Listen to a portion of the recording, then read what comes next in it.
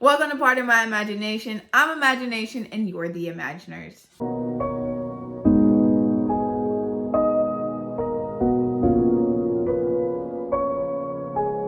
Welcome if this is your first time. My name is Jasmine and welcome back if this is your second or third or however many times you come to my channel. If you hear that little ball rattling, it's my cat playing. But yes, as you can tell from the title, today I'm going to be talking about my week 2 and week 3 books that I read in October. So let's just get into them. I only have 6 books, and the first one that I'm going to be talking about is Set Fire to the Gods by Sara Roshkis. I think I'm saying that right. I pretty much gave this book 4 stars. It is following 2 main characters. One where they live in a world where the magic is based on, essentially there was the mother, right? And she had all of the magic, and the mother was lonely, so she ended up giving the magic divinities to other gods. And then the gods decided that the mother got jealous because the gods made humans, and they ended up destroying the mom. Now, every land has a god, and whenever they have a dispute, they actually take it out in the gladiator ring. So you are following this main character who doesn't actually have a divinity. So he is a stoneworker. He is very poor. He is peasant. His dad pretty much threw him out because he didn't have a divinity, so he got thrown out. So he's living with this family who actually can move like the earth, kind of. So yes, he ends up getting set to fight in the gladiator trials because he was fighting in them, and then his sister gets taken and he ends up fighting in the gladiator fights to go ahead and win money to get her out. And then you are following another character who is actually the daughter of one of the gods' favorite fighters or gladiators. She is a daughter. Her mother ends up quickly dying in the beginning of the book, so it's not a spoiler alert. And yeah, so they pretty much have to fight each other in the ring. And, you know, things happen. Love and tension is happening. You know what I'm saying? Like, ooh, girl. He's looking at her from across the ring like, girl. And she's looking at him like, ooh, he kind of cute with the muscles, you know? So his hand's kind of rough. But yeah, anyway, the book is really good. I really enjoyed it. I believe this is a new release for 2020. So if you haven't read this already, I would definitely check it out. Because if you like fighting and magic and gods, and it's just all around a great book, I would definitely check it out. All right, the next book that I read is Under the Udala Trees, and it is by Chomelo Okparanta. I said it right in the first one. I'm sorry. I need to practice again. But yes, I gave this book 4 stars. It was honestly a phenomenal book. I actually really enjoyed it. And I'm just going to read the synopsis because I feel like I can't do the synopsis justice. And then we'll go from there. So it is inspired by Nigeria's folk tales and its wars. Under the Udala Trees is a deeply searching, powerful debut about the dangers of living and loving openly. Ijoma comes of age as her nation does. Born before independence, she is 11 when civil war breaks out in the young Republic of Nigeria. Sent away to safety, she meets another displaced child, and they, star-crossed, fall in love. They are from different ethnic communities. They are also both girls. When their love is discovered, she learns that she will have to hide this part of herself. But there is a cost to living inside a lie. So essentially it is following this girl, Ijoma, who is living in Nigeria when the Civil War happens. And you're following her story from a young girl watching her father die and dealing with that heartache or heartbreak with her mother, where her mother just can't cope. So her mother actually sends her away to live with somebody else while she tries to get her shit together. And essentially to keep her safe. They don't have any food and things like that. So while she is away living with this family, there is another displaced girl that's actually from one of the communities that are killing the Nigerians. And, you know, things happen and they're young girls and they're experimenting and they're touching on each other's titties and they get discovered. And obviously, this is a big no-no. They are obviously all Christian, or they follow Christianity. And this particular, they believe that homosexuality is a sin. So once she gets discovered, she actually gets sent back to her mom, and her mom pretty much does what most crazy Christians, okay, wow, words, Christians do. And she essentially whips that Bible out and she's like, nah, son, nah. And she's just dealing with, okay, well, is this a sin? Is the way that I feel wrong? Or are the people around me just closed-minded? And that's kind of what she's dealing with, and it's following her into adulthood, and she's still dealing with these feelings, and she's still dealing with new things. It's dealing with marrying a man even though you know you don't love him. It was crazy. I really enjoyed it. I won't say it really opened my eyes to anything new because it's stuff that I kind of already knew about, but it was a new perspective. I didn't really know much about the Nigerian Civil War, so that was an interesting perspective to take in and learn about. And yeah, at the end of the day, I recommend the book. I gave it 4 stars. All right, the next book that I read was A Song Below Water by Bethany C. Amaro, and I gave this book 4 stars. I really enjoyed this book. This book is following it's pretty much how do I put this? It's speculative fantasy? Not really. It is fantasy, but it's also set in Portland. So like modern fantasy or urban fantasy it is. I don't know. It's fantasy, but out in the earth. All right. We got sirens. We got gargoyles. We got motherfucking snake thingies, mermaids. We got the whole lot of things going on in this story. It is following 2 girls that are best friends, and because of unfortunate things in their life, they got put together and they live together to protect each other. One of them is a siren, and everyone in this world fears siren. They fear that the sirens are going to use their voices to manipulate you and make you do things that you don't want to do. So she has to keep her identity on the low, and you're following her character and you're following her dealing with this and wanting to come out and be who she wants to be, while also things are happening in the world. So it's kind of like taking what's happening right now with like Black Lives Matter and just putting it in a fantasy background. So the sirens are essentially the only people that can be sirens are Black women. So obviously there was a woman that ended up getting murdered by her boyfriend or a man, and they ended up speculating that she was a siren. So they were saying that she essentially deserved it. And then you're following the other girl that is her best friend who doesn't really know who she is. Her mother died and she's just trying to figure out what happened to her father, what happened to her mother, and why doesn't she know who she is? Her body is changing. She can't explain why these changes are happening. And the siren is there to help her. It was a beautiful story. I loved it. I love the spin on using fantasy characters or mystical characters to touch on a topic that might be sensitive when you directly say Black. Don't know why. I don't know why we can't just say Black people. But maybe, you know, somebody will take it in differently when you say siren, who also can only be Black. But, you know, that's the tea for that book. I really recommend it. I liked it, and hopefully you'll enjoy it.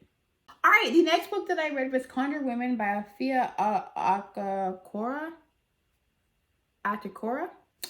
And yes, I gave this book 4 stars. I gave this book 4 stars. It is following. Okay, first of all, this was a very interesting story. And I tell you what, this is probably something I would have done if I was a black slave back in the day.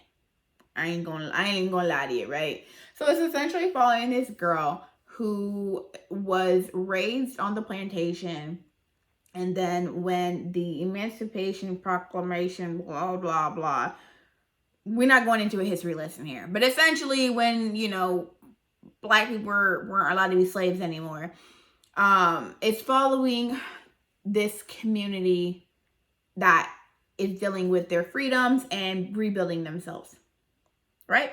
So she is essentially a witch, or I should say like a witch doctor. She does voodoo type shit, and she pretty much is the what is it called? What are the people called that help you deliver the babies? I cannot remember what they're called. Essentially, yeah, she pretty much helps all the babies, helps all the women deliver their babies and stuff like that. And then she can give you like ingredients and medicine to help with other things. Yeah. Her mom did it previously before her. So then she does it now. And some things change. There's a minister that comes, or a pastor or whatever. He comes to the community and changes everything around. And then people start turning on her because they're like, that's not holy. That's not holy. Even though you just fucking asked me to give you a fucking serum so that you can't have babies no more. But excuse me. That's some tea for you. But yes, the main character is flashing back from when she was younger into previously now, and how she's dealing with essentially this community gets swept with this illness, and all the children start dying. There's one specific baby that they said was cursed, doesn't get sick. So she comes up with a way to make the baby sick so that people won't suspect her and try to kill her. And that's all I'm gonna tell you. It was very interesting. And the ending, like what she did. All right, and the next book that I read is Down the River Onto the Sea by Walter Mosley, and I gave this book 5 stars. I honestly love this book so much. I want to say that it's a crime mystery, crime thriller. It's not really a thriller, but crime. It's crime. It's a crime book. This is my first Walter Mosley book, and I'm glad because honestly, it's so good. It was so good. It is following this man. It's following this black police officer who gets framed. He gets framed. They use his weaknesses against him, and he gets framed and gets kicked off the force and gets sent to prison for rape. And then right before he's gonna go serve time in jail, they were like, oh no, we dropped the case. But he can't have his job back. He lost his wife. All these things happen. And then it is following him later on trying to build his own private detective service, right? So then he ends up taking on this case of someone that has a similar case as, now I won't say similar case, but essentially it's about a black man who was framed for something that he didn't actually do, and why they were trying to put the murder on this man. So he takes the case because he's like, oh, it hits close to home. And now that it hits close to home, he wants to take this case. Well, he gets a letter from the person that actually accused him of his crime, saying that she is found the Lord and she wants to repent for her things. This is another white woman who gets a black man sent to jail because she lied. And you know, the story was really good. He has trying to build a relationship with his daughter, and you're seeing him prioritize the safety of his daughter and having a relationship with his daughter and wanting her to be raised right. And it's honestly phenomenal. I loved it. I loved all the twists and spins, and the ending. I was like, damn, I kind of knew it was coming, but even then I was like, I didn't know y'all was really going to do it. That's kind of crazy, but it worked. I liked it, and I think you guys should really check this out, especially if you haven't read Walter Mosley yet. All right, and the last book that I read in October is Raybearer by Jordanian Folklo. And I gave this book 4.5 stars. First of all, can we look at this cover? Look at her hair. Oh my god, it's so beautiful. It's so beautiful. It's so beautiful. Anyways. Ooh, okay. So, this book is about this girl named Terry Sai. And Terry Sai is confined to her home, and she is trained by her tutors. She doesn't really get to see her mom because she thinks her mom is out on important things. And she has this power. Essentially, her power is if she touches you, she can take your memories. She can touch objects and see the memories on the objects. So I was like, damn, that's kind of cool.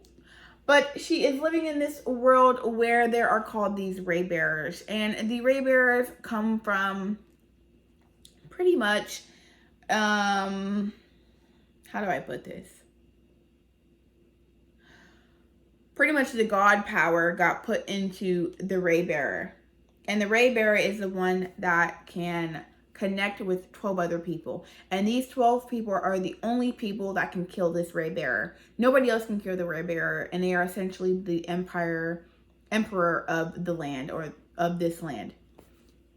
So you're following this story where Terry Sai has to actually kill the Raybearer, but she is not allowed to kill the Raybearer until she falls in love with him. And I was like, damn, that's fucking cruel as fuck. But yes, you're watching her fall in love, not necessarily on the most romantic side, just like love for this person. She is battling the love for her mother and wanting to be accepted by her mom, and loving this other person and building relationships with the other 12 people that are also falling in love with this Raybearer. I really enjoyed the magic system. They all have a certain type of magic. So there's healing, there's a character that can look at your body or tell what your weaknesses are. There's other ones that have healing. Obviously, that's kind of like a redundant one. And yeah, I thought it was really good. It's really hard to explain without like giving this away. But like, I'm just going to read the little synopsis. It says, what if you're sworn to protect the one you were born to destroy? Terry Sai has always longed for the warmth of a family. She was raised in isolation by a mysterious, often absent mother known only as the Lady. When Terry Sai comes of age, the Lady sends her to the capital of the global empire of Artisar, to compete with other children to be chosen as one of the Crown Prince's Council of 11. If she's picked, she'll be joined with the other council members through the Ray, a bond deeper than blood. That closeness is irresistible to Terry Sai, but the Lady has other ideas, including a magical wish that Terry Sai is compelled to obey: kill the Crown Prince once she gains his trust.